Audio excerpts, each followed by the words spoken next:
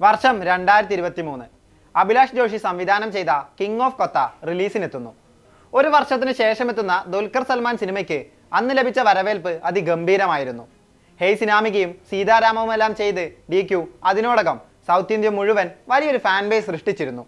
കൊത്തയുടെ ട്രെയിലറും ടീസറുമെല്ലാം ആ സിനിമയുടെ ഹൈപ്പിനെ ഉയർത്തി. 19 മില്യൺ വ്യൂസ് ആണ് യൂട്യൂബിൽ കിങ് ഓഫ് കൊത്തയുടെ ട്രെയിലറിന് ലഭിച്ചത്. മലയാളം കണ്ട ഏറ്റവും വലിയ സിനിമയായ എമ്പുരാന് പോലും കൊത്തയുടെ ട്രെയിലർ വ്യൂസിനെ ഇതുവരെ വെട്ടിക്കാനായിട്ടില്ല. അതിൽ നിന്ന് തന്നെ വ്യക്തമാണ് ദുൽഖറിന്റെ കൊത്ത റിലീസിന് മുൻപുണ്ടാക്കിയ ആവേശം എന്തായിരുന്നുവെന്ന്. എന്നാൽ തിയേറ്ററുകളിൽ കൊത്തയ്ക്ക് പ്രതീക്ഷിച്ച വിജയം നേടാനായില്ല, തകർന്നടിഞ്ഞു. കൊത്ത റിലീസ് ചെയ്ത് 1.5 കൊല്ലം കഴിഞ്ഞു.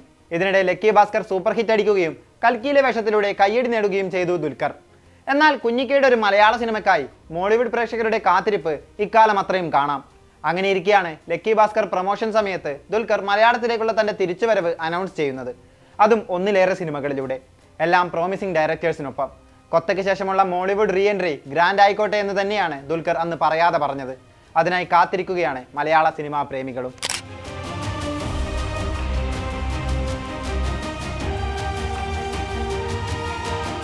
അന്ന് ദുൽഖർ അനൗൺസ് ചെയ്ത സിനിമകളിൽ ആദ്യത്തേത് നഹാസ് ഹിദായത്തിന്റെ സംവിധാനത്തിലെത്തുന്ന അയാം ഗെയിമാണ്. RDXിലൂടെ സൂപ്പർ ഹിറ്റ് അടിച്ച നഹാസ് ദുൽഖറിനോടൊപ്പം ഒന്നിക്കുമ്പോൾ പ്രേക്ഷകരും അത്ര തന്നെ ത്രില്ലിലാണ്. ഒരു ഹൈ ഒക്ടെയിൻ ആക്ഷൻ ഫിലിം എന്നാണ് സിനിമയെക്കുറിച്ച് ജേക്സ് ബിജോയ് പറഞ്ഞു വെക്കുന്നത്. ഗാംബ്ലിങ്ങും ക്രിക്കറ്റും എല്ലാം അടക്കം സ്പോർട്സിനെ ബേസ് ചെയ്തുള്ള സിനിമയായിരിക്കുമെന്നും സൂചനയുണ്ട്. സജീർ ബാബ, ഇസ്മായിൽ അബൂബക്കർ, ബിലാൽ മൊയ്തു എന്നിവരാണ് ചിത്രത്തിന്റെ തിരക്കഥ രചിച്ചിരിക്കുന്നത്. ആദർശ് സുകുമാരനും ഷഹബാസ് റഷീദുമാണ് സംഭാഷണം ഒരുക്കുന്നത്. വേഫ്രർ ഫിലിംസിന്റെ ബാനറിൽ ദുൽഖർ തന്നെയാണ് ചിത്രം പ്രൊഡ്യൂസ് ചെയ്യുന്നത്.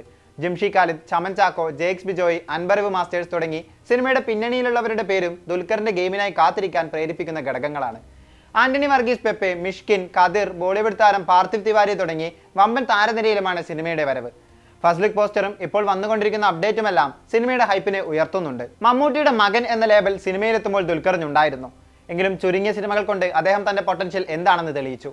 ഉസ്താദ് ഹോട്ടലും ABCDയും ബാംഗ്ലൂർ ഡേയ്സുമെല്ലാം അയാളിലെ നടനെ വളർത്തുന്നതിൽ നിർണായക പങ്ക് വഹിച്ച സിനിമകളാണ്. നീലാകാശം, പച്ചക്കടൽ, ചുവന്ന ഭൂമി യുവ പ്രേക്ഷകർക്കിടയിൽ ഉണ്ടാക്കിയ സ്വാധീനം ചെറുതല്ല. ഇന്നും ആ സിനിമയെയും അതിലെ കഥാപാത്രത്തെയും യങ് ജനറേഷൻ കൂടെ കൊണ്ട് നടക്കുന്നുണ്ട്. വിക്രമാദിത്യനിലെ ആദിത്യനും ചാർലിയിലെ കഥാപാത്രവുമെല്ലാം പലരെയും ഇൻസ്പയർ ചെയ്തിട്ടുണ്ട്.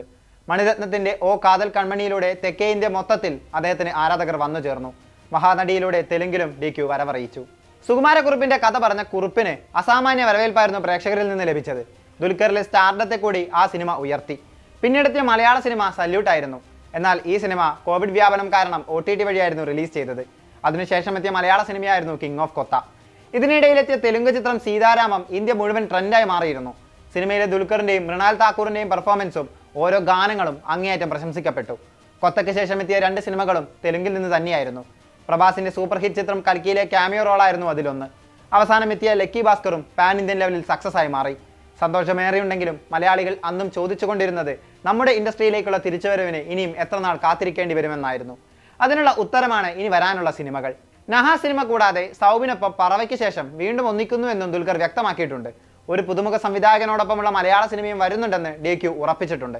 ഇവ കൂടാതെ തെലുങ്കിൽ നിന്ന് ആകാശം ലോ ഓക്കതാര, സെൽവമണി സെൽവരാജിന്റെ കാന്ത തുടങ്ങിയ സിനിമകളും ദുൽഖറിന്റെ ലിസ്റ്റിലുണ്ട്. സമൂഹ മാധ്യമങ്ങളിൽ ഏറ്റവും കൂടുതൽ ഫാൻ ഫോളോയിങ് ഉള്ള മലയാളി നടനാണ് ദുൽഖർ. Biggest crowd puller. അതിനുള്ള തെളിവ് കൊച്ചിയിലും കൊണ്ടോട്ടിയിലുമെല്ലാം നാം കണ്ടതുമാണ്. മലയാളം ഇൻഡസ്ട്രിക്ക് അപ്പുറം ഒരു പാൻ ഇന്ത്യൻ സ്റ്റാറായി ദുൽഖർ ഇന്ന് മാറിക്കഴിഞ്ഞു. അപ്പോഴും കുഞ്ഞിക്കയുടെ മോളിവുഡിലേക്കുള്ള തിരിച്ചുവരവിന് കാത്തിരിക്കുന്ന ഒരു ആരാധക കൂട്ടം ഇപ്പോഴും കേരളത്തിലുണ്ട്. ഗെയിമിലൂടെ ആ വരവ് ഗ്രാൻഡായി മാറുമോ എന്നാണ് അറിയേണ്ടതും.